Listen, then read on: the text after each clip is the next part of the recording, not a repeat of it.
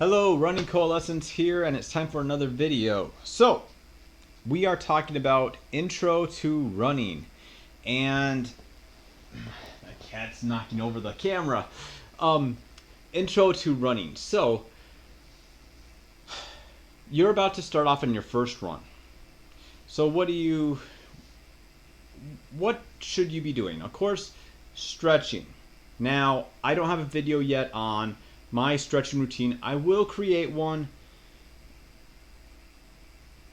I just have to kind of think it out on how I'm going to show the whole process, and maybe I need to break it down into sections. So at this time, I'd recommend looking into stretches for runners, stretches for people to begin running, things like that. And the sorry, my cat's distracting me. So after you do that, one thing that I see people do time and time again when it comes to running is they push themselves too hard. They start off too fast, and then they start off too fast, and then they exhaust themselves. Well, it is easier to start to hold yourself back at first. If you are truly new at running, well, you're probably going to actually be jogging first. And some of us may even start off trotting at first. So you want to have kind of a feeling of, I can run faster than this. This is going to do one of two things. You don't have quite a gauge of how far the distance is yet, okay? But let's say you start off and you're doing 2 miles, 3 miles. It's better to go, I can go faster than this, I can go faster than this, and then finish, because next time you'll go, I can go faster than what I previous did. But now you have a reference of how fast you were going previously. Your first run, you don't know how fast you can go yet. So you push too high and then you're going to run a lot slower. Well, where should you be? You don't know where this middle ground is as much. But if you slowly improve and then go around a little bit faster and improve again, and a little bit faster and improve again, it's easier to stay in a positive state of mind. And it's easier to keep on doing it because you are actually feeling the progression. You're also feeling the increase of speed. Now, quickly, one thing that I would point out to people is there are two ways to run. A lot of people run when it comes to a distance. They'll pick 1 mile, 2 mile, 3 miles, and that's it. What I like to do is run for time. So let's say you're starting off and you decide to do 2 miles. And you are doing these at 6 miles an hour. Okay? That means it's going to take you 20 minutes to do 2 miles. 10 miles each. Well, eventually, you're going to be able to do 2 miles in 19 minutes, in 18 minutes. Well, so your mileage or your time is going to go down. Okay, that's great. But there's a different way to work out as well. Is, hey, if you just go for 20 minutes, well, now you started off at 2 miles. Now you ran like 2 miles and a quarter. Now 2 miles, 2.5 miles, now almost 3 miles, but you're still doing it in 20 minutes. You're getting used to the time. Well, your time will stay the same, but you'll just pack more and more mileage in it. But when you run for distance, your time will get shorter, but your mileage will stay the same. In my experience, it's better to run for a time period and just pack in more miles. And a good example for this for me is me currently, I like to do a roughly 30-minute run and then roughly an hour run. But I've been doing roughly a 30-minute run and an hour run for about 2 years now, consecutively. I've gotten back into running again. And it feels a lot better because when I first started, okay, I was down to 8 miles in an hour. Okay, then I was up to 9 miles in an hour. And okay, now I'm almost up to 10 miles for a whole hour. And I can actually feel myself running faster, and I'm squeezing more and more mileage in that same time period. And my half an hour run, well, same thing. I'm running that. I ran it at 8, then 8.5, then 9, 9.5, 10, and now 10.5 miles an hour for about 6 miles. But you can actually see how you are cramming more mileage in that same time. But since your body is used to running that same time over and over again, you kind of just expect to go that time. Okay?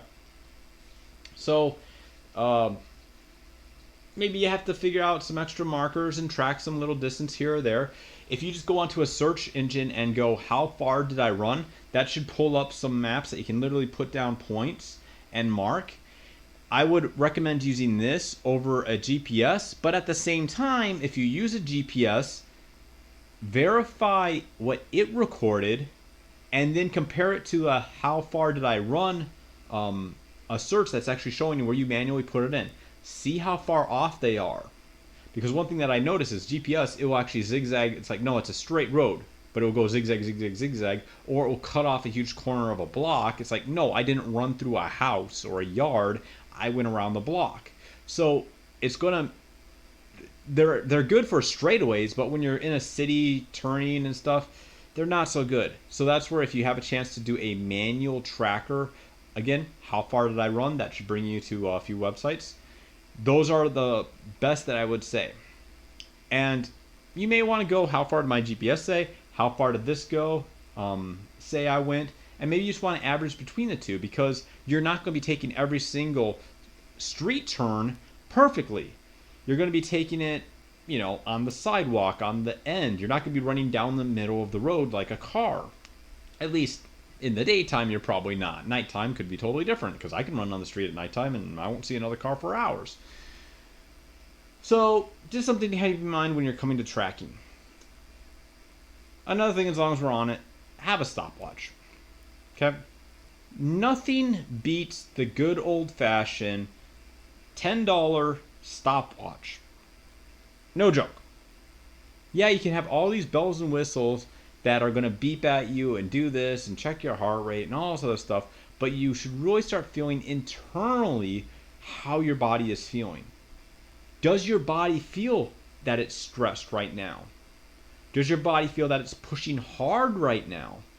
Does it feel like your body is panicking for air?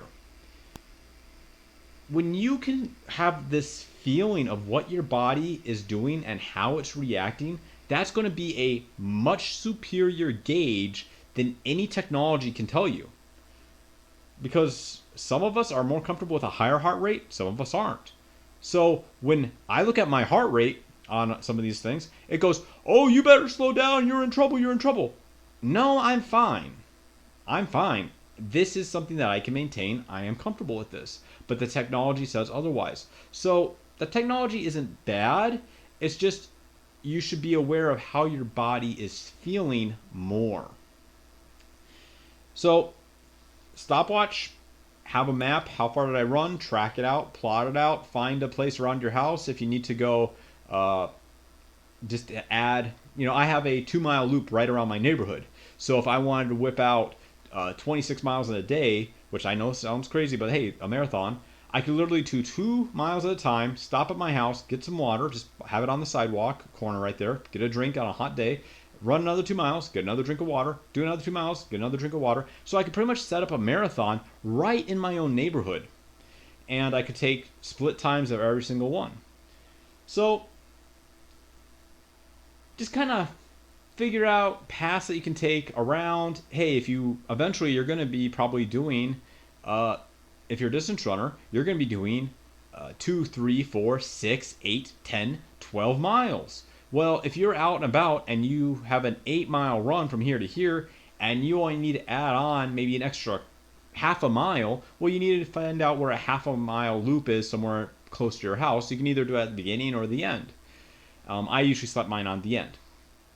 But at the same time, it's like, well, maybe you're you're planning to do an 8 mile run and you just want to slap on an entire new mile. Okay, well, now you know where your mile loop is around your neighborhood. So having these already predetermined and figured out ahead of time will help you out immensely. So, in conclusion, if you are running,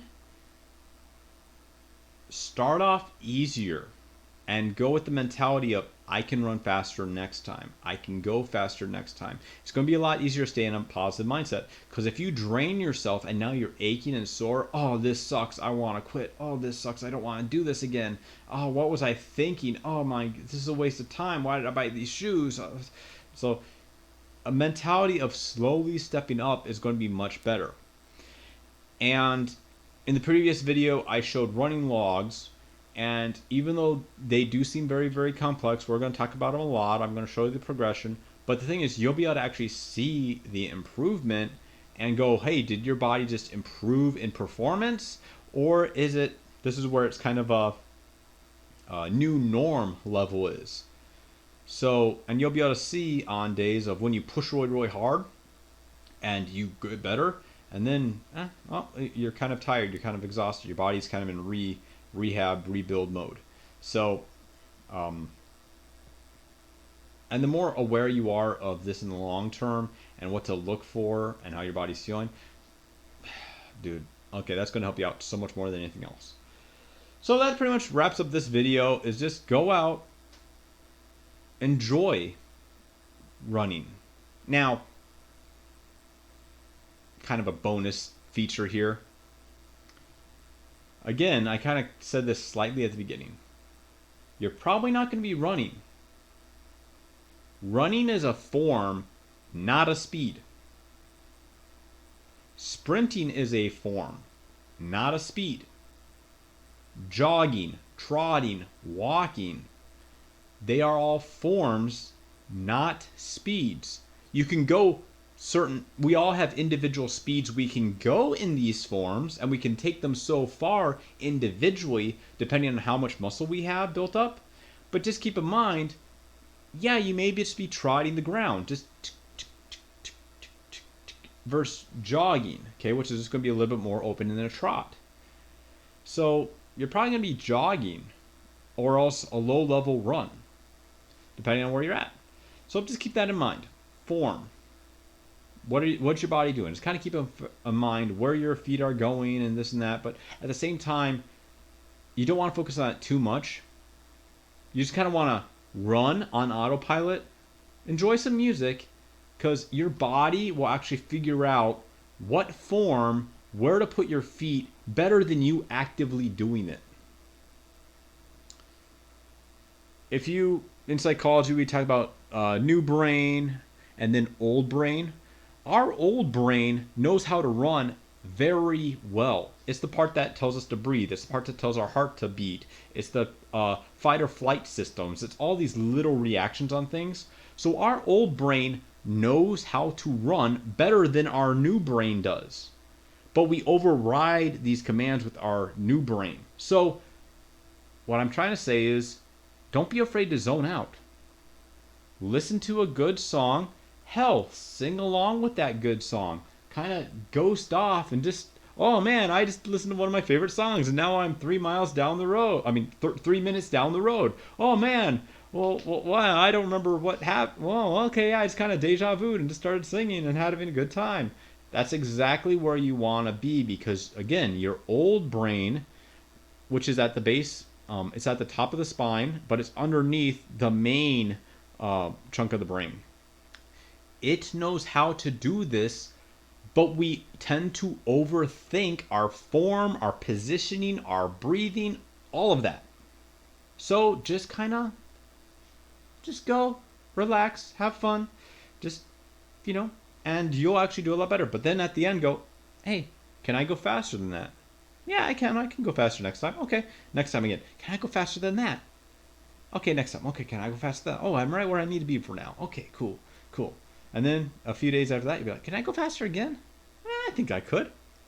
That's the mental state you want to be, because it's more positive if you're building up versus going too hard and then you're kind of breaking down yourself.